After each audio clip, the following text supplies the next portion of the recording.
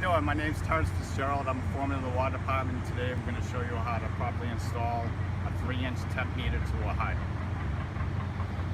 Hello, I'm Sean Harrington, Assistant Superintendent, Water and Sewer, here to assist in the proper operation of a hydrant and installing a temporary meter.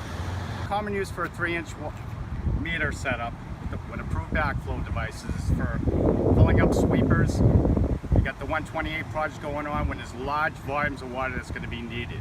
You want to visually inspect the hydrant for any damaged parts, the operation nut, caps, chains. So you just visually inspected it before you even operate the hydrant. Grab all the components you're going to be using, take off the caps.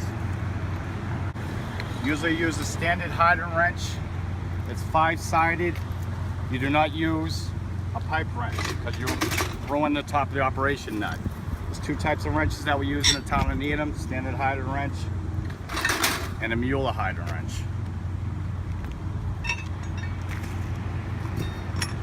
So again, you want to, any unused ports, you want to make sure the caps are tight.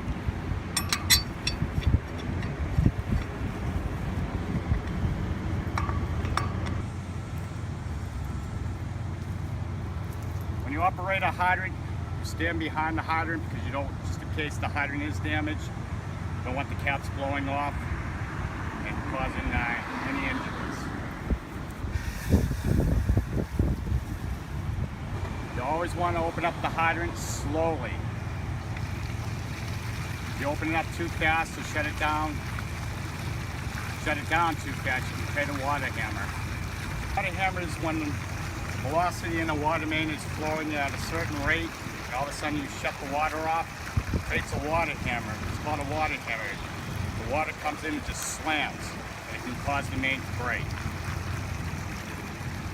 After you check your hydrant, you flush your hydrant out, you see that it's clean, shut the hydrant back down.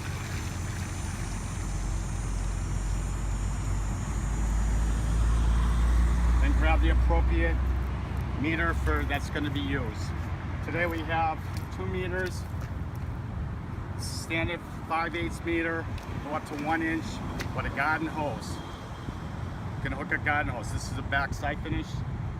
The reason why this is on here is so we want to make sure that nothing, if they have it in a barrel, nothing gets caught when we're shutting down the hydrant and drains back into the system, correct?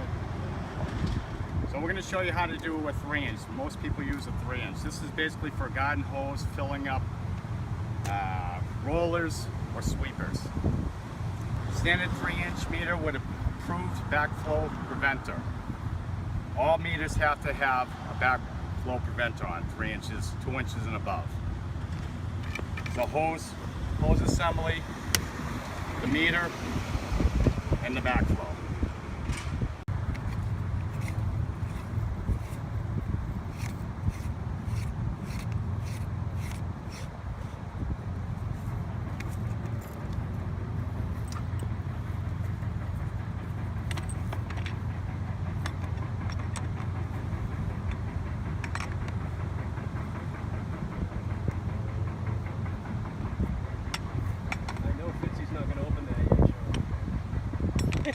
No, it's the most important thing. That's right.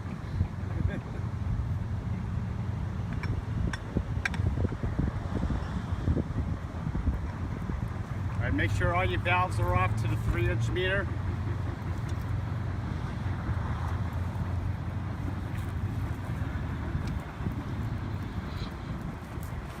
Most important thing when anything's connected to a hydrant, use a 2.5 hydrant swivel valve, what we call them click valves.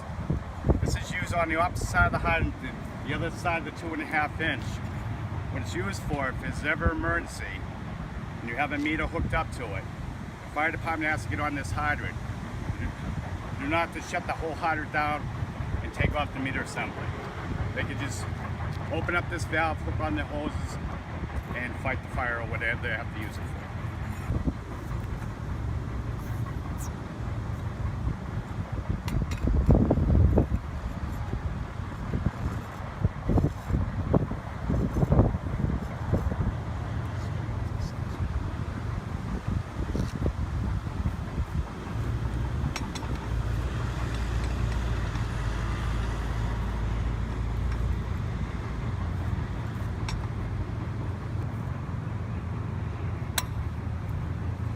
Again, make sure your click valve after you install, make sure the click valve is shut off.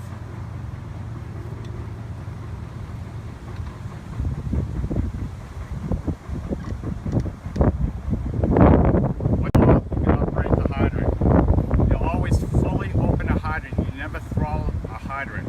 What it does, it has a bleeder assembly in the bottom. The hydrant isn't fully open. It blows out all the soil around the bottom and cause a cave-in. So again, when you're operating the hydrant, make sure you're behind it.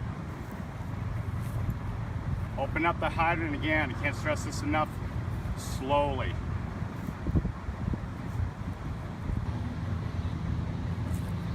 So what you're doing now is checking for all leaks. Make sure you have no leaks in the click valve or the meter assembly.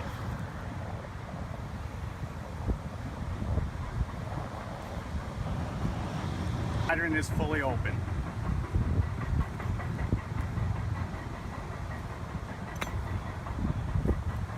So on the meter itself, this is hooked up to a 2-inch fire hose. You can push it down to any kind of hose that you want, but this is the standard connection. After you got everything installed, top of the meter, you record. We record this for our UAW, our unaccounted for water. We take the location, the hydrant being used, we take the reading and the date.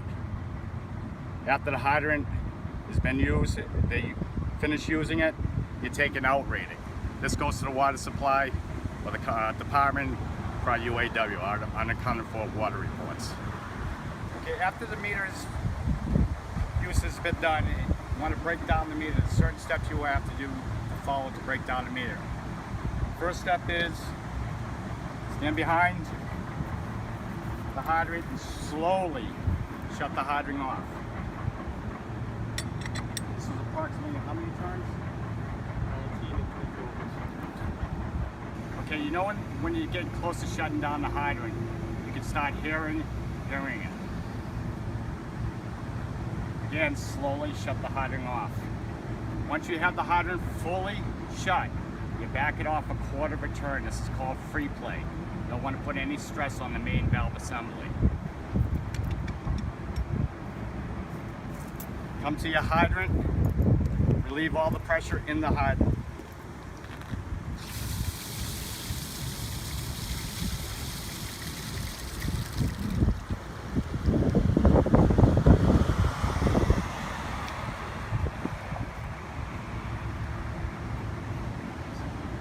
Slowly open the click valve, and you can hear the hydrant. What it's trying to do is depressurize.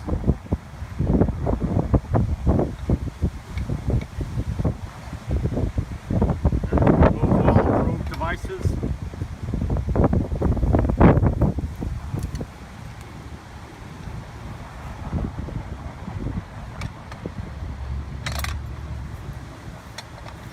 You know your hydrant's draining.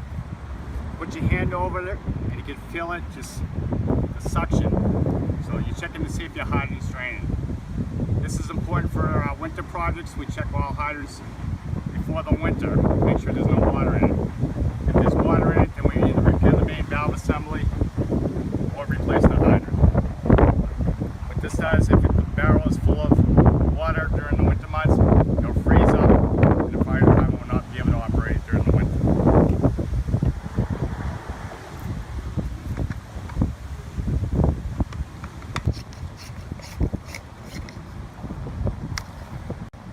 Right after you remove all devices, you want to install the caps.